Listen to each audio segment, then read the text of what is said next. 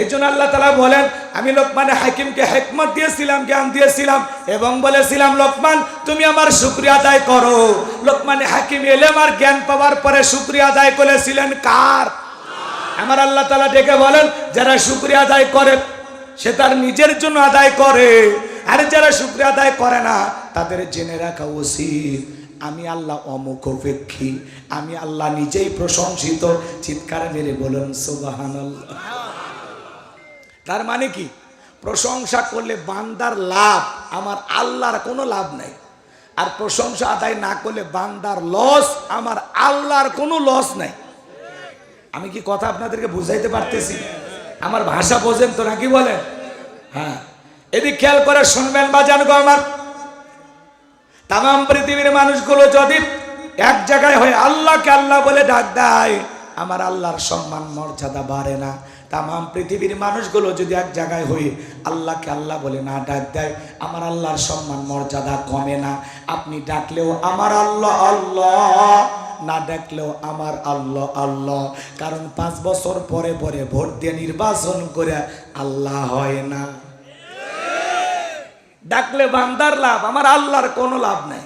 না ডাকলে বান্দার লস, আমার আল্লাহর কোনো লস নাই। এই জন্য আল্লাহ তাআলা বলতেছেন, লোকমানে হাকিমকে হিকমত দিয়েছিলাম, জ্ঞান দিয়েছিলাম এবং বলেছিলাম লোকমান তুমি আমার শুকরিয়া আদায় করো। লোকমানে হাকিম আমার শুকরিয়া আদায় করেছিল, বিদায় আল্লাহ তাআলা তার সম্মান মর্যাদা বাড়িয়ে দিয়েছেন। এই জন্য আল্লাহ বলতেছেন, যারা শুকরিয়া আদায় করে সে তার নিজের জন্যই আদায় করে, এতে তার নিজের লাভ। আর যারা শুকরিয়া আদায় করে না তাদের জেনে রাখা উচিত ওদের জন্য আমি আল্লাহ দিন পড়ে থাকে না, যে বান্দা যারা শুকরিয়া আদায় করে না তাদের জেনে রাখা উচিত আল্লাহু গনিয়্যুন হামিদ, আমি আল্লাহ নিজে প্রশংসিত। আল্লাহু আকবার বলেন। আমি আল্লাহ কারো মুখাপেক্ষী না। বলেন তো আল্লাহ কারো মুখাপেক্ষী? আল্লাহুস সামাদ, তিনি কারো মুখাপেক্ষী নন। আল্লাহ বলতেছেন আমি কারো মুখাপেক্ষী না, আমি অমুখাপেক্ষী। দুনিয়ার সবাই আল্লাহর মুখাপেক্ষী, কথা বলেন ঠিক কি না? এই জন্য আল্লাহ তাআলা বলতেছেন আমি অমুখাপেক্ষী, আমি কারো মুখাপেক্ষী নই। আর তোমরা জেনে রাখো আমি আল্লাহ নিজেই প্রশংসিত, তোমাদের প্রশংসা করার কোনো প্রয়োজন নেই। আমি আল্লাহ নিজেই প্রশংসিত। আল্লাহু আকবার বলেন। তাহলে প্রশংসা আদায় করলে বান্দার লাভ, জোরে বলেন কার লাভ? আর না আদায় করলে বান্দার লস। প্রশংসা আদায় করে আল্লাহর প্রিয় হতে পারেন, আবার অকৃতজ্ঞ নাফরমান হয়ে আল্লাহর অবাধ্য গোলামও হতে পারেন। সম্পূর্ণটা আপনাদের উপর নির্ভর করতেছে। কথা কোন ঠিক কিনা? কষ্ট পাচ্ছেন আপনারা? প্রশংসা আদায় করলে বলেন তো আপনার আমার নিয়ামত বাড়িয়ে দিবেন কি? আল্লাহ বলেন লা ইন শাকারতুম লাযীদান্নাকুম ওয়া লা ইন কাফারতুম ইন্না আযাবি লাশাদীদ। নিয়ামত পাওয়ার পরে যারা শুকরিয়া আদায় করে আমি আল্লাহ পাক তাদের নিয়ামতগুলোকে বাড়ায় দিই। সুবহানাল্লাহ বল। আর যারা নিয়ামত পাওয়ার পরে না শুকরিয়া আদায় করে আমি আল্লাহ পাক তাদের নিয়ামত সময়গুলোকে বাড়ায় দেই, কমায় দেই। জোরে কোন নাউজুবিল্লাহ। তাহলে প্রশংসা আদায় করলে আল্লাহ তাআলা নিয়ামত বাড়ায় দিবেন। আর যারা প্রশংসা আদায় করবেন অকৃতজ্ঞ হবে, নিমক হারাম হবে, আল্লাহ তাআলা তাদের নিয়ামতগুলোকে সেনায় নেবেন। আর তাদের জন্য রয়েছে কঠোর আযাব এবং শাস্তির ব্যবস্থা। জোরে কোন নাউজুবিল্লাহ। আরো জোরে বলেন নাউজুবিল্লাহ। তাহলে প্রশংসা হবে কার? কেন আল্লাহর প্রশংসা আদায় করবেন না? কেন করবেন না? কত মানুষ রেল স্টেশনে শুয়ে আছে, ঘুমানোর মতো খাট নাই, মাথার তলে দেওয়ার মতো বালুস নাই। আপনার আল্লাহ তাআলা ছোট্ট একটা বেড়ার ঘর হোক আর টিনের ঘর হোক আর মাটির ঘর হোক, এই যে ঘুমানোর জন্য একটা ঘরের ব্যবস্থা করে দিয়েছেন কে? ভাই সুখে থাকি আর দুঃখে থাকি আল্লাহ তাআলা যে হালতে রেখেছেন। ছোটখাটো ব্যবসা করেন আলহামদুলিল্লাহ, রিক্সা চালান, ভ্যান চালান আলহামদুলিল্লাহ। কথা কয় না? আল্লাহ জীবনে যতটুকু দিয়েছেন, আপনি সৌদি আরব প্রবাসী, মালয়েশিয়া প্রবাসী আলহামদুলিল্লাহ। অনেকের তো বিদেশে যাওয়ার স্বপ্ন দেখে, আল্লাহ যে আপনাকে প্রবাস পর্যন্ত নিয়েছেন এই জন্য আল্লাহর শুকরিয়া আদায় করেন। আপনি যে অবস্থানে আছেন সে অবস্থানে আসার জন্য অনেকে স্বপ্ন দেখে। কি দেখে? এই জন্য আল্লাহ তাআলা যাকে যতটুকু দিয়েছেন। ভাই আমরা যখন মায়ের পেট থেকে দুনিয়াতে আসছিলাম টাকার বান্ডিল নিয়ে আসছিলাম, কথা কয় না? জমির দলিল নিয়ে আসছিলাম, একেবারে ল্যাংটা হয়ে দুনিয়াতে আসছিলাম। আজকে আপনার ব্যাংকে লক্ষ লক্ষ টাকা, আপনি 2-4 বিঘে জমির মালিক, আপনার ব্যবসা বাণিজ্য আছে। এত নিয়ামত কে দিয়েছেন? বলেন না কেন? নিঃস্ব থেকে সর্বহারা থেকে, আপনাকে সম্বলহীন থেকে আপনাকে আমাকে এত কিছু কে দান করেছেন? এজন্য প্রশংসা হবে কার? আমার ভাইয়ের, আল্লাহ তাআলার কেন প্রশংসা আদায় করবেন না? পা থেকে মাথা পর্যন্ত পুরোটা দেহের ভিতরে আল্লাহ কোটি কোটি টাকার নিয়ামত দিয়েছেন। লাকাদ খলাকনাল ইনসানা ফি আহসানি তাকওয়িম, বড় সুন্দর আকৃতি দিয়ে আমি আল্লাহ তাআলা তোমাদেরকে সৃষ্টি করেছি। আমার ভাইয়েরা, পারস্যের কবি শেখ সাদী রহমতুল্লাহ আলাইহি পায়ের ভিতরে স্যান্ডেল নাই, মনটা বড় খারাপ যে আমি এত বড় কবি, আমার পায়ে জুতা নাই। পথ চলতে চলতে তাকায়া দেখেন আল্লাহর একজন বান্দা বসে আছে যার দুটো পা নাই। শেখ সাদী রহমতুল্লাহ আলাইহি সিজদায় লুটিয়ে পড়লেন, চোখের পানি ছেড়ে দিয়ে কাঁদেন আর ডেকে বলেন, আল্লাহ আমার পায়ে জুতা নাই, আমি মন খারাপ করেছি। দুনিয়ার জমিনে তোমার এমনও বান্দা আছে যার দুটো পা নাই। আল্লাহ গো, তার চাইতে অনেক ভালো রেখেছো। আল্লাহ তোমার শুকরিয়া আদায় করে আমি শেষ করতে পারবো না। কেন আল্লাহর শুকরিয়া আদায় করবেন না? এই দুনিয়াতে কত মানুষকে আল্লাহ প্রতিবন্ধী বানাইছে। ইচ্ছা করলে কি আল্লাহ তাআলা আপনাকে আমাকে প্রতিবন্ধী বানাইতে পারতেন না? কথা বলেন না কেন? একবার কুড়িগ্রাম জেলায় ওয়াজ করতে গেছিলাম। আমার আগে যিনি বিশেষ বক্তা ছিলেন তিনি ছিলেন অন্ধ হাফেজ সাহেব। আমার ভাইরা সবাই মিলে এক জায়গায় খাওয়া দাওয়া করতেছিলাম, হঠাৎ করে বিদ্যুৎটা চলে গেল। আমি ডেকে বললাম, ভাই তাড়াতাড়ি আলোর ব্যবস্থা করেন। অন্ধ হাফেজ সাহেব চোখের পানি ছেড়ে দিয়ে কাঁদেন আর ডেকে বলেন, হুজুর কয়েকটা মিনিটের জন্য কারেন্ট চলে গেছে, আপনি অস্থির হয়ে গেছেন। ও হুজুর, আজ 52 বছর হয়ে গেল আমার চোখে কোনো আলো নাই, আমার চোখে বিদ্যুৎ নাই হুজুর। ও হুজুর, জন্মের পর থেকে যে মামাকে জন্ম দিয়েছে, মাটা দেখতে কেমন আমি জানি না, আমার বাবাটা দেখতে কেমন আমি জানি না। বড় হওয়ার পরে বিয়ে করেছি, আমার বউটা দেখতে ফর্সা না কালা আমি জানি না। ও হুজুর, আল্লাহ তাআলা আমাকে কয়েকটি সন্তান দিয়েছে, ছেলেটা দেখতে কেমন হয়েছে আমি জানি না, মেয়েটা দেখতে কেমন হয়েছে আমি জানি না। হুজুর গো, এই দুনিয়ার জমিনে আল্লাহ তাআলা আমাকে পাঠিয়েছেন, আসমানটা দেখতে কেমন আমি জানি না, জমিনটা দেখতে আমি কেমন জানি না। তবু আল্লাহ তাআলার কাছে প্রশংসা আদায় করে বলি, আল্লাহ দুনিয়ার জমিনে চোখের আলো দাও নাই, আমি মন খারাপ করি নাই গো আল্লাহ।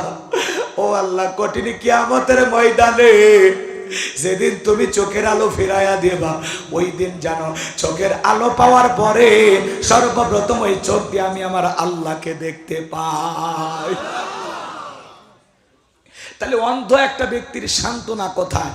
যে যেদিন আল্লাহ চোখের আলো ফিরায় দিবেন, দুনিয়ার জমিনে দেয় না আমি কষ্ট পাই নাই, কিন্তু যেদিন আল্লাহ তাআলা আমার চোখের আলো ফিরায় দিবেন, সেদিন যেন ওই চোখ দিয়ে সর্বপ্রথম আমি আমার আল্লাহকে দেখতে পাই।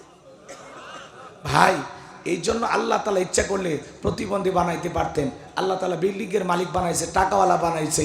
ইচ্ছে করলে রাস্তায় দাঁড়িয়ে যে মানুষটা ভিক্ষা করে, ওই থালা আল্লাহ আপনার আমার হাতেও ধরিয়ে দিতে পারতেন। কথা বলে ঠিক কি না? এই জন্য সুখে থাকি আর দুঃখে থাকি, যে অবস্থায় থাকি, যে হালতে থাকি। হ্যাঁ, কিশোরগঞ্জে গেছিলাম একবার, এক লোক হাওয়াই মিঠা বিক্রি করতো গ্রামে গ্রামে ঘুরে ঘুরে। বলে, হুজুর আল্লাহ তাআলা আমাকে আজকে 150 বিঘা জমির মালিক বানাইছে। এই জন্য আল্লাহ তাআলা আপনাকে আমাকে এত কিছু দিয়েছেন, কেন আল্লাহ তাআলা শুকরিয়া আদায় করবেন না? তাহলে সুখে থাকি দুঃখে থাকি সর্বাবস্থায় প্রশংসা হবে কার? আরো জোরে বলেন কার? যদি জিজ্ঞাসা করা হয়, ভাই কেমন আছেন? কই ভাই কোনো মতে আসি, জানটা গেছে গেছে ভাবে আসি আর কি, মানে এত কষ্ট। তারপরে বলে আলহামদুলিল্লাহ। কি সমস্যা ভাই? গুতাগুতি করেন, যাই দেয় দেখ, আপনারা টাকা নেন, টাকা ভারী লাগে। ওয়াজের মাঝখানে কেউ টাকা দেয়, বুঝেন, আপনারা নিতে থাকবেন, যারা দান করবে খালি নেবেন। জি জি জি, কারণ অনেক খরচ হয়েছে কর্তৃপক্ষের ভাইদের জন্য, আপনারা একটু টাকা দান করবেন। যারা দিবেন দিবেন ইনশাল্লাহ। দান গোপনে করলে কবুল হয়, প্রকাশ্যে করলেও। কিন্তু ওয়াজের মাঝখানে গুতা মেলে আমি লাইন ভুলে যাব, এলোমেলো হয়ে যাবে। আর এমনি দিনের বেলায় সময় কম, বোঝেন নাই?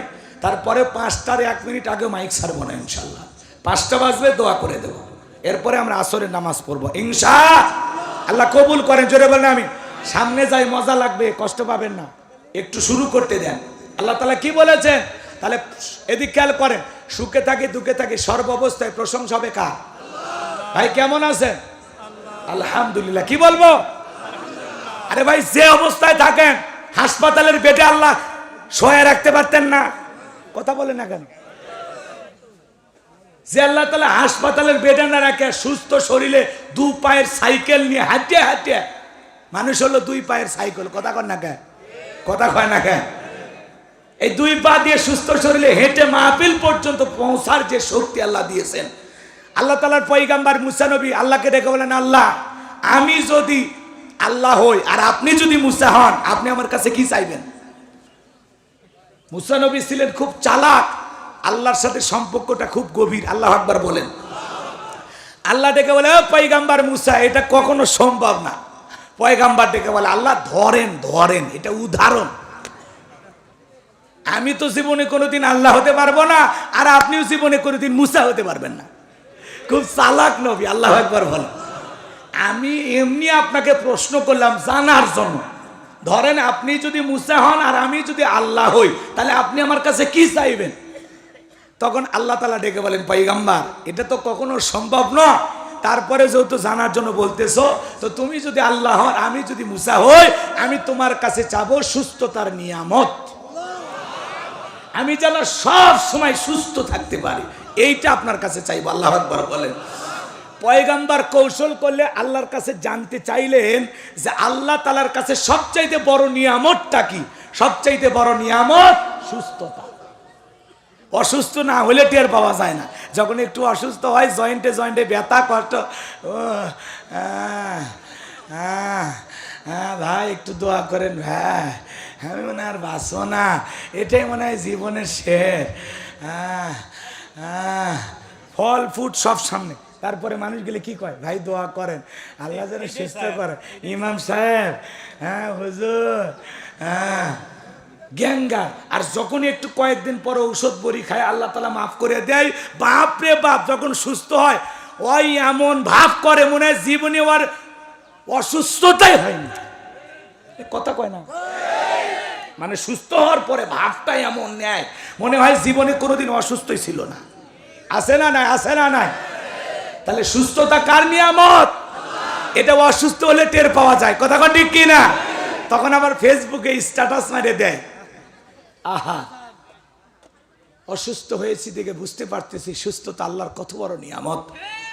কেউ কাবার বলে অসুস্থতার নিয়ামতে ভুগতেছি, সুস্থ হওয়ার জন্য দোয়া চাই, কথা কন। তাহলে সব সময় প্রশংসা হবে কার? তাহলে সুখে থাকে আর দুঃখে থাকে সব সময় প্রশংসা হবে কার? তাহলে যদি জিজ্ঞাসা করা হয় আপনারা সবাই কেমন আছেন, কি বলবেন? আল্লাহ কেমন রেখেছেন? আগামীকালকে গোদখালি বাজারে দেখা হবে ইনশাআল্লাহ। কি বলবো? অনেকে আবার ইনশাআল্লাহ বলে না, আবার অনেকে আলহামদুলিল্লাহ ইনশাআল্লাহ বলে। এগুলো নিয়ে আবার জ্বালা পোড়া, টকশোতে যায় বলে, এখনকার ছেলে পেলে জিজ্ঞাসা করলে বলে আলহামদুলিল্লাহ, ইনশাআল্লাহ, জাযাকাল্লাহ, সুবহানাল্লাহ। এগুলো নিয়ে কিছু মানে তার সেরা মানুষ টকশোতে যা বক্তব্য দেয়, আছে না নাই? তো যুবকেরা যদি আলহামদুলিল্লাহ ইনশাআল্লাহ বলে, এটা তো ভালো লক্ষণ, কথা কয় না? ওয়াও বললে তোমরা খুশি হও, বিউটিফুল বললে খুশি হও, আর মাশাআল্লাহ সুবহানাল্লাহ বললে কষ্ট হয়, তাই না? আল্লাহ যেন আমাদের হেদায়েত দান করেন, জোরে বলেন আমিন। দিনের বেলা কথা এত বাড়ানো যাবে না। তাহলে ইনশাআল্লাহ আগামীকালকে দেখা হবে ইনশা। আর কেমন আছেন? আলহামদুলিল্লাহ, বর্তমান আলহামদুলিল্লাহ, আর ভবিষ্যৎ ইনশাআল্লাহ। মনে থাকবে হুজুর? কষ্ট পাচ্ছেন? মনে করেন আপনাদের মসজিদের ইমাম সাহেব একজন যাইতেছে, বলে ভাই কই যান? বলে হুজুর গরু কিনতে যাইতেছি। তো ভাই বলেন ইনশাআল্লাহ। কয় হুজুর আপনারা খালি আলু ভর্তার মধ্যে লোক ঢুকাই দেন।